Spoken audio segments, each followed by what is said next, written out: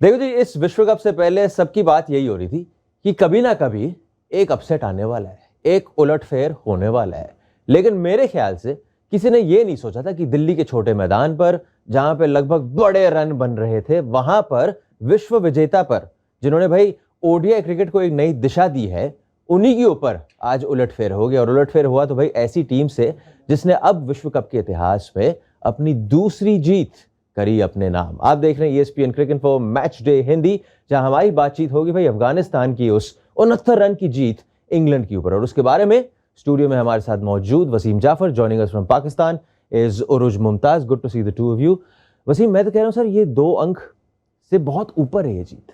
अभी जो आपके वहां पे भूकंप आया है, जो अफगानिस्तान में जो हालात हैं वहां पे, in that aspect it's a lot more than just 2 points. आज जो ये जीत आई है, बिल्कुल बहुत बढ़िया खेले। फर्स्ट ऑफ ऑल तो मुझे ऐसा लगा था कि वो रन इतने नहीं है, क्योंकि जिस तरह से ये दिल्ली की पिच खेल रही थी, ऐसा लगा कि ये बिलो पार स्कोर है और शायद इंग्लैंड आसानी से चेस कर जाएगी।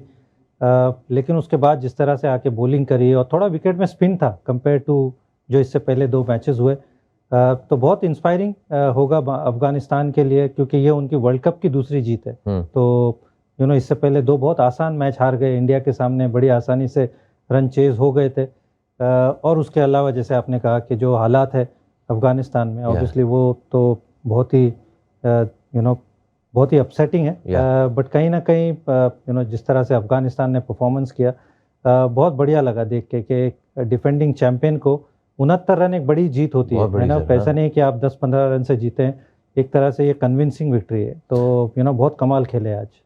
उरुज, इन अ सेंस, क्योंकि when you are playing for your people, when you are playing for a lot more, की मतलब हमें 2 अंक मिल रहे हैं, when you are playing for a lot more की एक विश्व विजेता हम बने या एक ट्रॉफी जीते, इन दैट सेंस इस जीत को बड़े टाइम तक याद रखा जाएगा। बिल्कुल, बहुत सारे रीजंस की वजह से याद रखा जाएगा। ऑब्वियसली हिस्ट्री क्रिएटेड, जिसमें आपने कहा डिफेंडिंग चैंपियंस को हराना। जो पहली जीत थी वो स्कॉटलैंड के खिलाफ थी, but in the context of the world cup and जो इंग्लैंड की टीम इस वक्त है उस तरह से हराना। और अफगानिस्तान हम जब भी खेलता है, जिस पैशन से खेलता है, they wear their heart on their sleeves all the time. और इस वक्त अनफॉर्चुनेट जो the visuals coming out of Afghanistan with the earthquake, and obviously हम सब दुआ करते हैं वहाँ के लोगों के लिए। और मुजीब ने भी जिस तरह से player of the match award फॉरन उनको डेडिकेट किया, तो जिस तरह आपने कहा, this is much bigger than 2 points and it will be remembered for more than those 2 points. तो रोज विश्व कप के नजरिए से अगर मैं बात करूं, गुड मॉर्निंग वर्ल्ड कप हो गया आज। बिल्कुल, आई थिंक बहुत सारी बात हो रही थी ट्विटर पे at about just after they lost the 2 wickets, that is this the upset coming. क्योंकि जो आप कॉम्बिनेशन है ना, आप अपसेट कभी कभार नोटिस करते हैं या लिखते हैं, तो ये कॉम्बिनेशन आई डोंट थिंक किसी ने भी लिखा होगा, England v Afghanistan as an upset. पहला थ्रिलर भी बहुत सारे लोग कह रहे थे कि कब आएगा, तो ये थ्रिलर भी हो गया, अपसेट भी हो गया।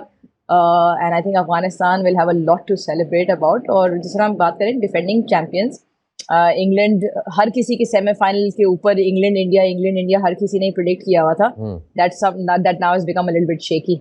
और वहीं जी ऑस्ट्रेलिया वाले कह रहे होंगे हा हा हा, हमारा जी थोड़ा मौका मिल गया हमें इस विश्व कप में। लेकिन कहाँ बदला वसीम, आपने बोला, एंड आई थिंक सब लोग सहमत है आपके साथ, 285 दिल्ली के ग्राउंड पे इज ऑलवेज बिलो पार। सब कह रहे हैं 330 335 के हिसाब से।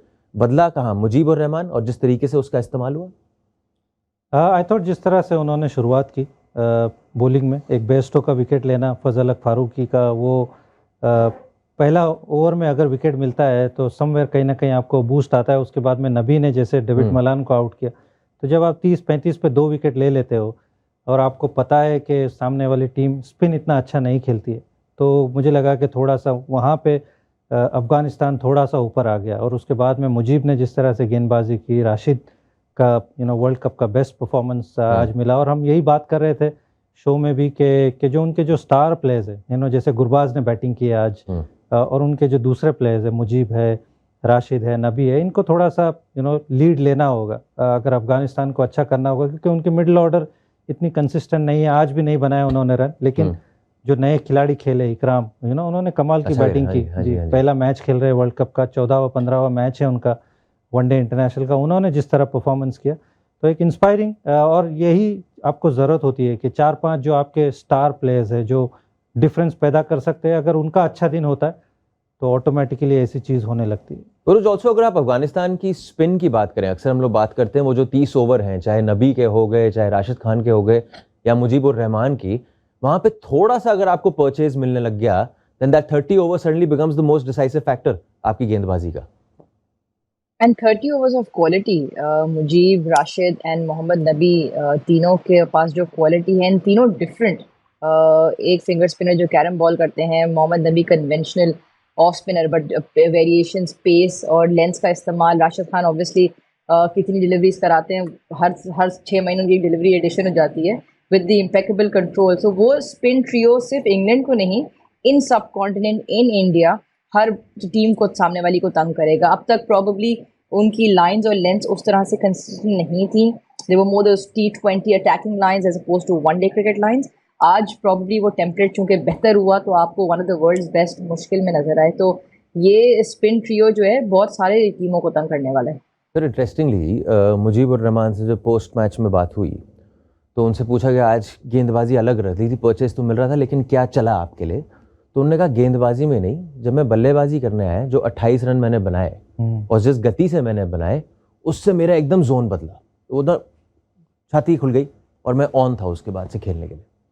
जी हाँ, और वो मार्क वुड भी बॉलिंग कर रहे थे तो थोड़ा एड्रेनलिन हाई होता है कि वो 150 पे कोई बॉलिंग कर रहा है और आप वो कंट्रीब्यूट करते हो। वो पार्टनरशिप जो आपने इकराम के साथ की, तो जहाँ पे आपको ऐसा लग रहा था कि आप 230 240 बनाओगे, सडनली 280 हो जाता है, तो एटलीस्ट आपके पास कुछ रन है। तो आई एम नॉट सरप्राइज्ड कि वो ऑब्वियसली आप अच्छा फील करने लगते हो। और आपने देखा भी है कि आदिल रशीद ने अच्छी गेंदबाजी की, लियम लिविंगस्टन ने अच्छी गेंदबाजी की। तो being one of the front runners of your team spin trio में, तो आप चाहते हो कि हाँ कि मेरा भी अच्छा दिन हो।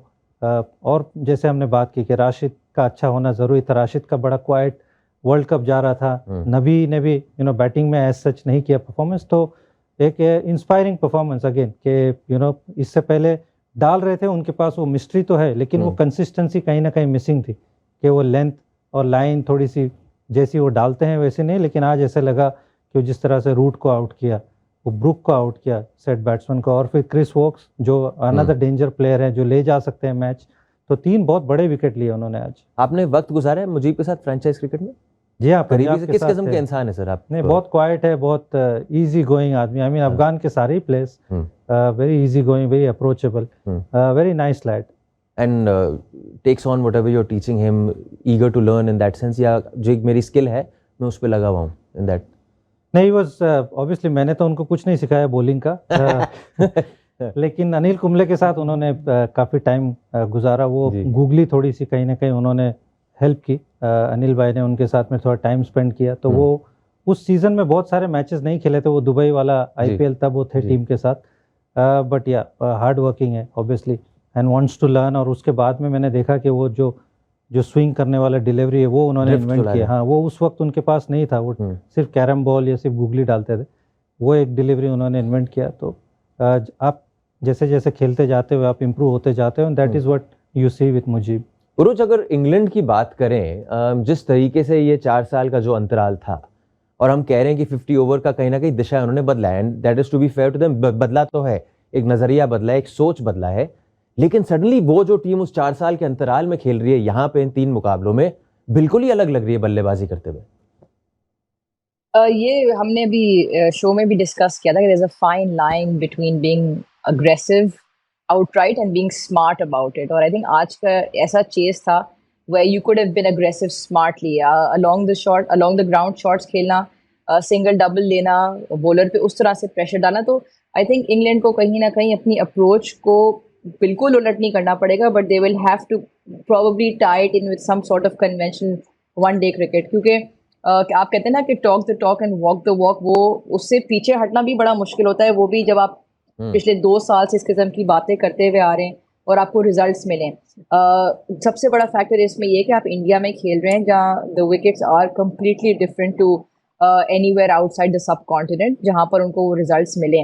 मतलब आप इंग्लैंड की बैटिंग लाइनअप देखते हैं, अभी स्टोक्स नहीं खेल रहे हैं, बट उसके बावजूद उनके पास जो क्वालिटी है with in the top 5 top 6, वो हर किसी भी और टीम से आप मैच कर सकते हैं, उतनी ही अच्छी है। देव गॉट बॉलिंग के अंदर थोड़े से इश्यूज, बट मेरे हिसाब से जो बैटिंग की अप्रोच और एप्लीकेशन है that can't be completely aggressive in that one dimensional way. उनको उसको देखना पड़ेगा क्योंकि इंग्लैंड के खिलाफ भी बासानी हारे, न्यूजीलैंड के खिलाफ हाँ जी। जो दूसरा मैच था उसमें यस उन्होंने दाविड मलान ने रन्स किए बड़े, बॉलिंग आज भी और बैटिंग भी आज दोनों ही हमें बिलो पार नजर आई, तो डिफेंडिंग चैंपियन जरूर होंगे बट कहीं ना कहीं अपनी एप्लीकेशन को बेहतर करना पड़ेगा। तो आई फाइनल थिंक जहाँ पर मुझे लगता है कि जहाँ विकेट बहुत फ्लैट होगी वहाँ आई वोंट बी सरप्राइज कि इंग्लैंड 400 रन बना दे या उससे ज़्यादा रन बना दे, बट जहाँ इस तरह की पिच मिलेगी वहाँ पे मुझे लगता है कि आपको इसी तरह की परफॉर्मेंस थोड़ी दिखने मिले। अगर ये अप्रोच इसी तरह रहा, अगर उन्होंने अपना अप्रोच चेंज नहीं किया तो इस तरह का परफॉर्मेंस हमको देखने मिलेगा। तो they need to be very smart कि वो स्ट्राइक रोटेशन कि और आपको कितना रिस्क लेना है, किसके सामने रिस्क लेना है, और सामने वाली टीम कहीं ना कहीं वो होमवर्क करके आएगी कि अगर आप विकेट में थोड़ा स्पिन है तो आप थोड़ा स्टैकअप करो अपना बॉलिंग अटैक स्पिन के लिए। लेकिन अगर फ्लैट पिच मिलेगी तो आपको पता है कि ये प्लेयर्स फिर they come on to their own. Adaptability basically जो आप कह रहे हैं। सर आखिरी सवाल तो फिर ये है, क्योंकि बटलर चल नहीं रहे, बिल्कुल भी नहीं चल रहे, तो स्टोक साहब जागो, मोहन प्यारे जागो और आओ फील्ड पे वापस, कुछ बदलेगा आपके हिसाब से?